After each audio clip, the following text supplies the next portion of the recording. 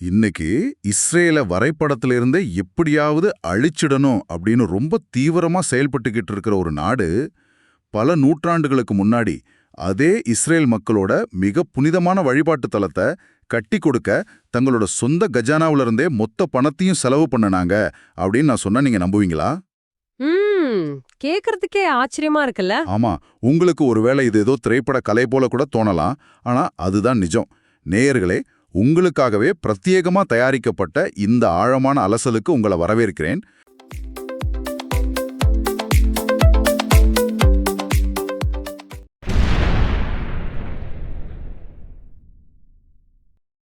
மத்திய கிழக்குல குறிப்பா ஈரான் மற்றும் இஸ்ரேல் நாடுகளுக்கு இடையில இருக்கிற போர்ச்சூழல் உலகத்தையே எந்த அளவுக்கு ஒரு பதற்றத்துல வச்சிருக்கு அப்படின்றத நீங்க தினமும் செய்திகள்ல பாத்துக்கிட்டு தான் இருக்கீங்க. உண்மைதான். ரெண்டு நாடுகளும் ஒன்னுக்கு ஒன்னு பரம எதிரிகளா போர்முனையில நிக்கிறாங்க. ஆனா இன்னைக்கு இந்த அலசலுக்காக நாம சேகரிச்ச வரலாற்று ஆவணங்கள், நுண்ணறிவு அறிக்கைகள், அப்புறம் சில பைபிள் குறிப்புகளையும் எல்லாம் எடுத்து வச்சு பார்க்கும்போது ஒரு மிகப்பெரிய உண்மை வெளிச்சத்துக்கு வருது. அதாவது இந்த ரெண்டு விரோத நாடுகளுக்கும் இடையில ஒரு காலத்துல நம்பவே முடியாத அளவுக்கு ஒரு வரலாற்று தொடர்பு இருந்திருக்கு. எக்ஸாக்ட்லி. அந்த தொடர்போட பேரு தான் சைரஸ். ஒரு ஒற்றை மனிதனோட பேரு எப்படி ஒன்னோட ஒன்னு மோதிக்கிற இந்த ரெண்டு துருவங்களையும் இணைக்குது அப்படிங்கிறது தான் நம்ம இன்னைக்கு அலச போறோம். ஆமா, இத நாம அலசும்போது வரலாறு அப்படிங்கிறது வெறும் கடந்த கால சம்பவங்களோட தொகுப்பு மட்டும் இல்ல அப்படிங்கறது புரிஞ்சுக்க முடியும். அது பல சுழற்சிகளை கொண்டது. சரி, இந்த அலசலுக்குள்ள ஆழமா இறன்றதுக்கு முன்னாடி உங்களுக்கு ஒரு முக்கியமான விஷயத்தை நான் தெளிவுபடுத்திடுறேன். இன்னைக்கு நம்ம பேச போற தரவுகள்ல ரொம்பவே முக்கியமான அரசியல் மற்றும் மத ரீதியான தகவல்கள் இருக்கு. நிச்சயமா, இதுல நாம எந்த பக்கமும் சார்பெடுக்க போறதில்ல. கரெக்ட். வரலாற்று ஆவணங்கள்லையும் தற்போதைய புவிசார் அரசியல் அறிக்கைகள்லையும் என்ன சொல்லப்பட்டிருக்கோ அதை உள்ளபடி எந்த ஒரு சார்பும் இல்லாம உங்களுக்கு நாங்க வழங்க போறோம். சரி, இதை விரிவாக அலசுவோம். முதலாவதா, யார் இந்த சைரஸ்?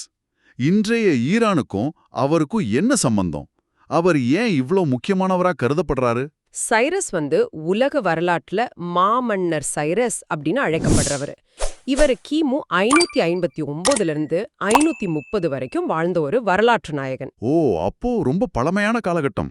ஆமா, இன்றைய ஈரானோட முன்னோடியான அந்த பழம்பெரும் பாரசீக அசமனிட பேரரச உருவாக்கினதே இவர்தான்.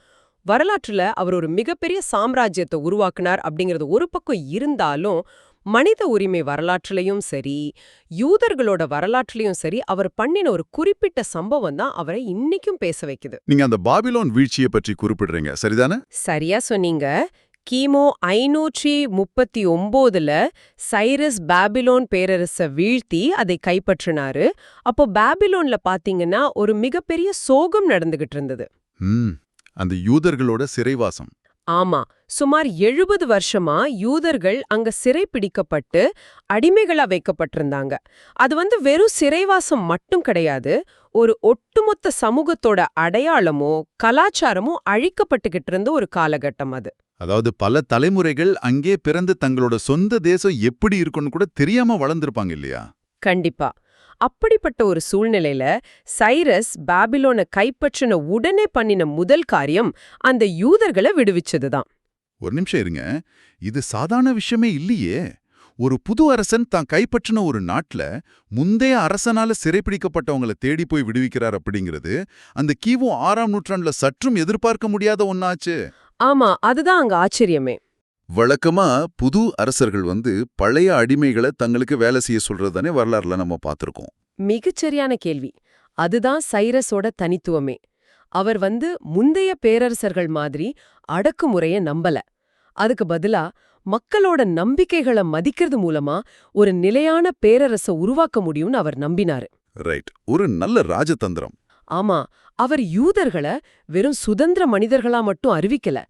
எஸ்ரா புத்தகத்துல இருக்கிற 1வது அதிகாரம் 1 முதல் 4 வரையிலான வசனங்கள்ல சைரஸோட ஒரு வரலாற்று சிறப்புமிக்க அரசு உத்தரவு பத்தி சொல்லப்பட்டிருக்கு. அதுல என்ன சொல்லியிருக்காரு? அதாவது யூதர்கள் தங்களோட தேசத்துக்கு திரும்பி எருசலேம்ல தங்களோட ஆலயத்தை கட்டட்டும் அப்படின்னு அவர் அதிகாரப்பூர்வமா அனுமதி கொடுத்தாரு. அது மட்டும் இல்லாம அந்த ஆலயத்தை கட்டுறதுக்கான நிதி உதவியையும் பாபிலோனியர்களால கொள்ளையடிக்கப்பட்டிருந்த ஆலய பொருட்களையும் அவரே திருப்பி கொடுத்தாரு. நேயர்களே, இத சற்று கற்பனை செய்து பாருங்க. இங்கதான் விஷயம் ரொம்ப சுவாரஸ்யமா மாறுது. நீங்க ஒரு ஸ்டார்ட் அப் கம்பெனி வச்சிருக்கீங்க. பல தசாப்தங்களா ஒரு மிகப்பெரிய கார்ப்பரேட் நிறுவனம் உங்க கம்பெனியை அழிச்சு உங்க தொழில்நுட்பத்தை முடக்கி வச்சிருக்கு. நல்ல உதாரணம். திடீர்னு அந்த கார்ப்பரேட் நிறுவனத்தை வேறொருத்தர் விலைக்கு வாங்குறாரு. அந்த புதிய சிஇஓ உங்களை விடுவிக்கிறது மட்டும் இல்லாம, இதாங்க உங்க கம்பெனியை மீண்டும் தொடங்குறதுக்கான மொத்த ஆரம்ப முதலீடையும் நானே தரேன் அப்படின்னு சொன்னா உங்களுக்கு எவ்வளவு பெரிய அதிர்ச்சியா இருக்கும்? உண்மையாவே மிகப்பெரிய அதிர்ச்சி தான். அதுதான் இங்க அச்சு அசலா நடந்திருக்கு. இன்னைக்கு உங்களுக்கு ஜன்ம விரோதியா இருக்கிற ஒரு நாட்டோட பழைய அரசர் ஒரு காலத்துல உங்க மக்களை சிறையிலிருந்து மீட்டது மட்டும் இல்லாம உங்க வழிபாட்டு தலத்தை கட்டவும் ஸ்பான்சர் செய்திருக்கார். சுதந்திரத்தை மதிச்சு இவ்ளோ பெரிய உதவிய செஞ்சார் அப்படிங்கிறது சாதாரண அரசியல் நகர்வு கிடையாது. அது ஒரு மிகப்பெரிய மைல்கல். சரி, ஒரு வரலாற்று அரசன் யூதர்களுக்கு உதவினான் அப்படிங்கிறத ஒரு சிறந்த அரசியல் ராஜதந்திரம் அப்படின்னோ அல்லது ஒரு மனிதாபிமான நடவடிக்கை அப்படின்னோ நம்ம சுலபமா எடுத்துக்கலாம். ஆனா நம்ம ஆராயிற இந்த ஆவணங்கள்ல இது வெறும் வரலாற்று சம்பவம் மட்டும் கிடையாது. இது ஒரு மிகப்பெரிய மத ரீதியான தீர்க்க தரிசனத்தோட வெளிப்பாடு அப்படின்னு சொல்றாங்களே. ஆமா, அது ரொம்ப முக்கியமான ஒரு பதிவு. ஒரு வரலாற்று நிகழ்வு எப்படி பைபிளோட தீர்க்க தரிசன பக்கங்கள்ல இவ்ளோ ஆழமா பதிவாச்சு? இந்த இடத்துல தான் நாம யூதர்களோட புனித நூலான பைபிளோட தீர்க்க தரிசன பகுதிகளை உற்று நோக்க வேண்டியிருக்கு. ஏசாயா தீர்க்கதரிசியோட புத்தகத்தை நமது தரவுகள் ரொம்ப முக்கியமா சுட்டி காட்டுது. ஏசாயா சைரஸ் பிறக்கறதுக்கு சுமார் 150க்கும் மேற்பட்ட வருஷங்களுக்கு முன்னாடியே அவரை பெயர் சொல்லி அழைச்சு ஒரு தீர்க்க தரிசனத்தை எழுதியிருக்கிறாரு. கொஞ்சம் பொறுங்க, 150 வருஷங்களுக்கு முன்னாடியா? ஆமா, சரியா 150 வருஷங்களுக்கு முன்னாடி. பிறக்காத ஒரு நபரோட பேரை, அதுவும் இஸ்ரேலுக்கு சற்றும் சம்பந்தம் இல்லாத ஒரு அந்நிய நாட்டு மன்னரோட பேரை அவ்வளவு துல்லியமா கணிச்சிருக்காங்களா? இதை எப்படி நம்ம புரிஞ்சுக்கிறது? அதுதான் இதுல இருக்கிற மிகப்பெரிய ஆச்சரியமே.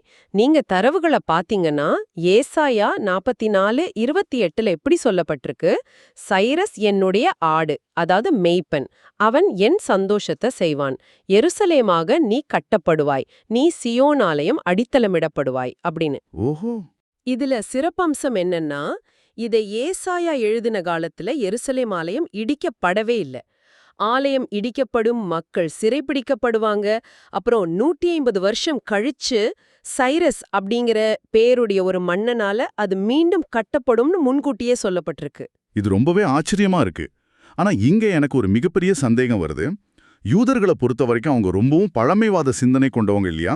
ஆமா, தங்களோட மரபுல ரொம்ப உறுதியா இருப்பாங்க. தங்களோட இனத்தைச் சேர்ந்த ஒருத்தரை, தங்களோட கடவுளை வணங்குபவரை மட்டும்தானே அவங்க தலைவராகவோ அல்லது மீட்பராகவோ ஏத்துக்குவாங்க. அப்படி இருக்கும்போது ஒரு அந்நிய மன்னரை அவங்க எப்படி ஏத்துக்கிட்டாங்க? நீங்க கேட்ட இந்த கேள்விக்கான விடை இதோட அடுத்த வசனமான ஏசாயா 45:1 இருக்கு. அது இன்னும் அதிர்ச்சி அளிக்கக்கூடியது. அதுல கடவுள், என் அபிஷேகிக்கப்பட்டவன் சைரஸுக்கு நான் நாடுகளுக்கு முன் அவனை அனுப்புவேன் அப்படின்னு சொல்றாரு. அபிஷேகிக்கப்பட்டவன் அப்படின்னா? அதாவது இத ஒரு பரந்த கண்ணோட்டத்துல பாத்தீங்கன்னா முழு பைபிள்லையும் ஒரு வேற்று மதத்தவரை, யூதர் அல்லாத ஒருவரை மெசியா அல்லது அபிஷேகிக்கப்பட்டவர் அப்படின்னு அழைக்கிற ஒரே தனித்துவமான வசனம் இது மட்டும்தான். மெஸ்ஸியா அப்படிங்கிற வார்த்தையை ஒரு பாரசீக மன்னருக்கு பயன்படுத்தியிருக்காங்களா? இது மிகப்பெரிய விஷயமாச்சு. ஆமா, ரொம்ப ரொம்ப பெரிய விஷயம். ஏன்னா மெஸ்ஸியா அப்படிங்கிறது பைபிள்ல மிக உயர்ந்த புனிதமான ஒரு பட்டம். இத போய் ஒரு அந்நியனுக்கு கொடுக்கறது அன்றைய யூத மத குருமார்கள் எப்படி அனுமதிச்சாங்க? இது அந்த காலத்துல எவ்வளவு பெரிய புரட்சிகரமான சிந்தனையா இருந்திருக்கும் இல்லையா? நிச்சயமா அது ஒரு இறையியல் புரட்சி அப்படின்னு தான் சொல்லணும். கடவுள் சைரஸ ஒரு கருவியாகவே பார்த்தாரு அப்படிங்கிறது இந்த வசனங்கள் காட்டுது. சைரஸ்க்கு யூதர்களோட கடவுளை பத்தி தெரிஞ்சிருக்க வேண்டிய அவசியமே இல்ல. அவர் தன்னோட பாட்டுக்கு ஒரு அரசரா இருந்தாரு. ஆமா, ஆனா உலகை ஆளும் கடவுள் தனக்கு தேவையான காரியத்தை செய்ய யூத வட்டத்துக்கு வெளியே இருந்த ஒருவரை தேர்ந்தெடுத்து நாடுகளுக்கு முன்பாக அனுப்பி இஸ்ரேல் மக்களை மீட்கும் ஒரு கருவியா பயன்படுத்தினாரு அப்படிங்கறதுதான் இதோட ஆழமான பொருள். அப்போ இதன் உண்மையான அர்த்தம் என்னன்னா, அன்னைக்கு ஒரு பாரசீக மன்னர் இஸ்ரேலோட மீட்பாரா இருந்தாரு. தேவனோட கருவியா யூதர்களை காக்கிற கேடயமா செயல்பட்டாரு. ஆனா இன்னைக்கு நிலைமை எப்படி இருக்கு? அதுதான் ரொம்ப கவலைக்குரிய விஷயம். அந்த பழைய காலகட்டத்துக்கும் நாம வாழ்ற இந்த 2026ஆம் ஆண்டுக்கும் இடையில ஒரு மிகப்பெரிய அச்சுறுத்தக்கூடிய முரண்பாடு இருக்கு. ஏன் நிலைமை இப்படி தலைகீழா மாறிப்போச்சு? அந்த முரண்பாட்டை நாம புரிஞ்சுக்க ஒரு தெளிவான ஒப்பீட்டை பார்க்கணும். கிமு 539ல ஈரான், அதாவது சைரஸோட பாரசீகம், யூதர்களை சிறையிலிருந்து விடுவிச்சு அவங்களுக்கு பாதுகாப்பு கொடுத்து ஆலய அனுமதியை வழங்குச்சு. இஸ்ரேல் மக்கள் எந்த பயமும் இல்லாம மகிழ்ச்சியோட தங்களோட தேசத்துக்கு திரும்பினாங்க. அது ஒரு பொற்காலம் மாதிரி. ஆமா. ஆனா இன்னைக்கு 2026ல நடக்கிற இந்த மோதல்ல ஈரான் இஸ்ரேலுக்கு எதிரான ஒரு மிகப்பெரிய ராணுவ கூட்டணியோட தலைமை பொறுப்புல நிக்குது. இஸ்ரேலே வரைபடத்திலிருந்தே நீக்கணும் அப்படிங்கிறது தான் அவங்களோட வெளிப்படையான முழக்கமாவே இருக்கு. நேயர்களே, வரலாற்றுல இதை விட ஒரு பெரிய முரண்பாடு இருக்கவே முடியாது. நேத்து உங்களை காப்பாற்றின கைகள் இன்னைக்கு உங்களை நோக்கி ஆயுதங்களை நீட்டுது. சரியா சொன்னீங்க. சரி, தற்போதுள்ள புவிசார் அரசியல் அறிக்கைகளை பத்தி பேசுவோம். நமது தரவுகள்ல ஆபரேஷன் ரைசிங் லயன் அப்படின்னு ஒரு வார்த்தை திரும்ப திரும்ப வருது. இது என்ன? ஏதோ ஹாலிவுட் பட தலைப்பு போல இருக்கே. இந்த ஆபரேஷன் ரைசிங் லயன் அப்படிங்கிறது 2025-26 காலகட்டத்துல மத்திய கிழக்குல நடக்கிற ஒரு மிகப்பெரிய ராணுவ மற்றும் உளவுத்துறை நடவடிக்கையை குறிக்கிற ஒரு வார்த்தை. ஓ, இது ஒரு மிலிட்டரி ஆபரேஷன். ஆமா, இது இஸ்ரேலுக்கு எதிரா பல்வேறு முனைகளிலிருந்து ஒருங்கிணைக்கப்படுற தாக்குதல் வியூகங்களை உள்ளடக்கியது. இன்னைக்கு நிலைமை எந்த அளவுக்கு மோசமாகிடுச்சுன்னா, இஸ்ரேலுக்கு எதிரா அணு ஆயுத மற்றும் இயக்கவியல் போர் அச்சுறுத்தல்கள் ஈரான் கிட்ட இருந்து நேரடியாகவே வந்துகிட்டு இருக்கு. ஒரு நிமிஷம், இந்த இயக்கவியல் போர் அல்லது ஆங்கிலத்துல சொல்ற அந்த கினெட்டிக் வார்ஃபேர் அப்படின்னா என்ன அப்படிங்கறத கொஞ்சம் எளிமையா விளக்கிடுங்களேன். நிச்சயமா, இயக்கவியல் போர் அப்படிங்கிறது நேரடியாக பௌதிக ஆயுதங்களை பயன்படுத்தி தாக்குறது. அதாவது சைபர் தாக்குதல்கள் மூலமாகவோ அல்லது பொருளாதார தடைகள் மூலமாகவோ நடக்கிற மறைமுக போர் கிடையாது இது. அப்போ நேரடியான மோதல். ஆமா, நேரடியாக ஏவுகணைகள், ட்ரோன்கள், போர் விமானங்கள், அப்புறம் தரைப்படைகளை கொண்டு ஒரு நாட்டோட மேல நடத்தப்படுற உண்மையான இரத்தக்களரியான தாக்குதல். இதுதான் இன்னைக்கு இஸ்ரேலை நோக்கி ஈரான் கிட்ட இருந்து வர்ற மிகப்பெரிய அச்சுறுத்தல். அன்னைக்கு சைரஸ் காலத்துல இருந்த அந்த அமைதியான நேர்மறையான பங்கு இன்னைக்கு துளியும் இல்ல. இது வெறும் அரசியல் மற்றும் ராணுவ மோதல் மட்டும்தானா, அல்லது இந்த நவீன கால போருக்கும் நீங்க முதல்ல சொன்ன அந்த பைபிள் தீர்க்க தரிசனங்களுக்கும் ஏதாவது தொடர்பு இருக்கா? இதுலதான் ரொம்ப சுவாரஸ்யமான ஒரு அம்சம் இருக்கு. இறுதி நாள் ஆய்வாளர்களோட பார்வைய நமது ஆவணங்கள் இங்க சுட்டிக்காட்டுது. இறுதி நாள் ஆய்வாளர்கள் அப்படின்னா இந்த உலகத்தோட முடிவு எப்படி இருக்கும்னு மத நூல்களை வச்சு ஆராய்ச்சி செய்யறவங்க அதானே? எக்ஸாக்ட்லி. அவங்க வெறும் மத நூல்களை மட்டும் படிக்கிறவங்க கிடையாது. ஒரு கையில பைபிளையும் மறு கையில இன்றைய நவீன செயற்கைக்கோள் படங்களையும் புவிசார் அரசியல் செய்திகளையும் வச்சுக்கிட்டு ரெண்டையும் ஒப்பிட்டு பார்க்கறவங்க. ஓ, அவங்க என்ன சொல்றாங்க இந்த மோதலை பத்தி? அவங்க தற்போதைய இந்த 2026 மோதல, குறிப்பா ஈரானிய தலைவரோட மரணம் மற்றும் இஸ்ரேல் மேல நடக்கிற தொடர் தாக்குதல்களை பைபிள்ல எரேமியா 49ஆம் அதிகாரத்துல இருக்கிற 7ஆம் தீர்க்க தரிசனத்தோட இணைச்சு பார்க்கறாங்க. 7ஆம் தீர்க்க தரிசனம் இது என்ன சொல்லுது? முக்கிய ராணுவ கலங்கள் அமைந்திருக்கிற மேற்கு பகுதி தான் இந்த 7ஆம். ரைட். எரேமியா தீர்க்க தரிசனத்துல 7ஆமின் வில், அதாவது அதோட ராணுவ பலம் உடைக்கப்படணும், அங்க ஒரு மிகப்பெரிய அழிவு ஏற்படும்னு சொல்லப்பட்டிருக்கு. அதே போல இஸ்ரேலுக்கு எதிரா வடக்குல இருந்து வர்ற பல நாடுகளோட கூட்டணிய பத்தி எசேக்கியேல் 38ஆம் அதிகாரம் சொல்லுது. அப்போ இந்த ஆய்வாளர்கள் இன்னைக்கு ஈரானோட தலைமையில இஸ்ரேலுக்கு எதிரா திரள்ற நாடுகளை அந்த எசேக்கியேல் 38ல சொல்லப்பட்டிருக்க கூட்டணியோட நேரடியா ஒப்பிடுறாங்க. ஆமா, சரியா புரிஞ்சுக்கிட்டீங்க. அன்னிக்கே சைரஸ் நேர்மறையான பங்கு கொண்டிருந்தாரு, ஆனா இன்னைக்கு அது முற்றிலும் எதிர்மறையா மாறியிருக்கு. நேயர்களே, இது உண்மையிலேயே ஒரு சிமர்ப்பை ஏற்படுத்துது. நீங்க அன்றாட செய்திகளை தொடர்ந்து பார்க்கறவரா இருந்தா இந்த ஏவுகணை தாக்குதல்கள், அணு ஆயுத அச்சுறுத்தல்களை பத்தி படிக்கும்போது அது ஏதோ நவீன கால அரசியல் பிரச்சனை அப்படின்னு மட்டுமே நினைப்பீங்க. ஆமா, நிறைய பேர் அப்படித்தான் நினைக்கிறாங்க. ஆனா அந்த பழங்கால புத்தகங்களை நம்புற மக்களுக்கு இது வெறும் வரலாறு இல்ல, அது அவங்க கண் முன்ன லைவா நடந்துகிட்டு இருக்கிற ஒரு பயங்கரமான யதார்த்தம். நேத்து உங்களை காப்பாற்றின அதே தேசம் இன்னைக்கு உங்களை நோக்கி பேரழிவு ஆயுதங்களை நீட்டுது. உண்மைதான். தங்களை காப்பாற்றினவங்களோட வம்சாவளியினரே இன்னைக்கு தங்க தேசத்தை அழிக்க துடிக்கிறத இஸ்ரேல் மக்கள் எப்படி பாப்பாங்க? இது வரலாற்றோட உச்சகட்ட முரண் இல்லையா? இதுல எந்த சந்தேகமும் இல்ல. ஆனா அந்த முரண்பாடு இஸ்ரேலுக்கு மட்டுமல்ல, ஈரானுக்கும் பொருந்தும் தான். ஏன்னா நீங்க ஈரானோட இன்றைய சித்தாந்தத்தை பாத்தீங்கன்னா அவங்க இஸ்ரேலை முற்றிலும் எதிர்க்கிறாங்க. ஆனா அதே ஈரானோட மைய பகுதியில இன்னிக்கும் அந்த பழைய இஸ்ரேல் பாரசீக நட்போட ஒரு சின்னம் ரொம்ப பாதுகாப்பா பெருமையா வைக்கப்பட்டிருக்கு, தெரியுமா? என்ன சொல்றீங்க? இந்த அளவுக்கு போர் மேகங்கள் சூழ்ந்திருக்கும் போதும் இஸ்ரேலை அழிக்கணும்னு துடிக்கிற ஒரு நாட்டோட தலைநகர்ல அந்த பழைய நட்போட அடையாளம் இன்னும் இருக்கா? அது எப்படி சாத்தியம்? சாத்தியம்தான். அத சைரஸ் உருளை அப்படின்னு அழைப்பாங்க. இது களிமண்ணால் ஆன பல வகையான எழுத்துகள் பொறிக்கப்பட்ட ஒரு சின்ன உருளை. இத ஒரு பரந்த கண்ணோட்டத்தோட இணைச்சு பாத்தீங்கன்னா இது இன்னைக்கு ஈரான் தேசிய அறிவியல் அருங்காட்சியகத்துல ரொம்ப பத்திரமா பாதுகாக்கப்பட்டு வருது. ஓ, அது மியூசியத்துல வச்சிருக்காங்களா? ஆமா, ஈரானியர்கள் இன்னைக்கும் இந்த சைரஸ் உருளைய மனித உரிமைகளுக்கான உலகத்தோட முதல் சாசனமா தங்களோட தேசத்தோட ஒரு மாபெரும் பெருமைக்குரிய அடையாளமா உலகத்துக்கே காட்டுறாங்க. அதாவது நாங்க மாமன்னர் சைரஸோட வாரிசுகள் மனித உரிமைகளை போற்றுன மற்ற மக்களோட நம்பிக்கைகளை மதிச்ச அடிமைகளை விடுவிச்ச ஒரு நாகரிகத்தோட தொடர்ச்சி நாங்க அப்படின்னு ஈரான் பெருமைப்படுது. அப்படிதானே? ஆமா, சரியா சொன்னீங்க. ஈரானியர்களுக்கு தங்களோட பாரசீக வரலாறு மற்றும் சைரஸ் மேல மிகப்பெரிய தேசிய பெருமை இருக்கு. ஆனா இந்த இடத்துல தான் ஒரு மிகப்பெரிய தர்க்கரீதியான முரண்பாடு வெடிக்குது. எந்த மாதிரி முரண்பாடு? எந்த மனித உரிமைகளுக்காக, எந்த மக்களோட சுதந்திரத்துக்காக, எந்த ஆலயத்தை கட்டுறதுக்காக இந்த சைரஸ் உருளை உருவாக்கப்பட்டதோ அதே மக்களோட, அதாவது இஸ்ரேலோட இன்னைக்கு ஈரான் ஏன் இவ்வளவு கடுமையான பகைமை பாராட்டுது அப்படிங்கறதா இந்த முரண்பாடு. ஆமா, இது உண்மையிலேயே மூளையை குழப்புற ஒரு விஷயம்தான். தங்கள் சொந்த தேசத்தோட நிறுவனர் எந்த மக்களுக்கு சுதந்திரம் கொடுத்தாரோ அதே மக்களோட 1979 இருந்து ஈரான் ஏன் பகைமை பாராட்டுது அப்படிங்கிறது வரலாற்றோட ஒரு தீர்க்க முடியாத முரண் தானே. கண்டிப்பா. இது ஒரு சிக்கலான அரசியல் மற்றும் சித்தாந்த ரீதியான மாற்றம். 1979ல ஈரான்ல நடந்த இஸ்லாமிய புரட்சிக்கு முன்பு வரைக்கும் பாத்தீங்கன்னா ஈரானுக்கும் இஸ்ரேலுக்கும் இடையில ஓரளவுக்கு சுமூகமான உறவுதான் இருந்தது. அப்படியா? நான் கேள்விப்பட்டதில்லையே. ஆமா, சொல்லப்போனா மத்திய கிழக்குல இஸ்ரேல முதல்ல அங்கீகரிச்ச இஸ்லாமிய நாடுகள்ல ஈரானும் ஒண்ணு. ஆனா 79க்கு பிறகு ஈரானோட ஆட்சி முறை முற்றிலும் மாறிப்போச்சு. அது ஒரு மதவாத அரசாக மாறினப்போ அவங்களோட வெளியுறவு கொள்கையும் இஸ்ரேல் மேலான பார்வையும் முற்றிலும் தலைகீழாயிடுச்சு. அப்போ அந்த பழைய சகிப்புத்தன்மையெல்லாம் காணாம போயிடுச்சு. ஆமா, சைரஸ் காலத்துல இருந்த அந்த சகிப்புத்தன்மையும் இருதரப்பு மரியாதையும் இன்னைக்கு அரசியல் சதுரங்கத்திலையும் சித்தாந்த போர்லயும் காணாம போயிடுச்சு. தேசிய பெருமைக்காக சைரஸ் உருளைய கொண்டாடுற அதே வேளையில தங்களோட தற்போதைய அரசியல் சித்தாந்தத்துக்காக இஸ்ரேலை எதிர்க்கிறாங்க. இதுதான் அந்த மன முரண்பாடு. அப்படியானால் இந்த மொத்த வரலாற்றிலிருந்தும் இந்த ஆழமான ஆவணங்கள்ல நாம என்ன புரிஞ்சுக்கிறோம்?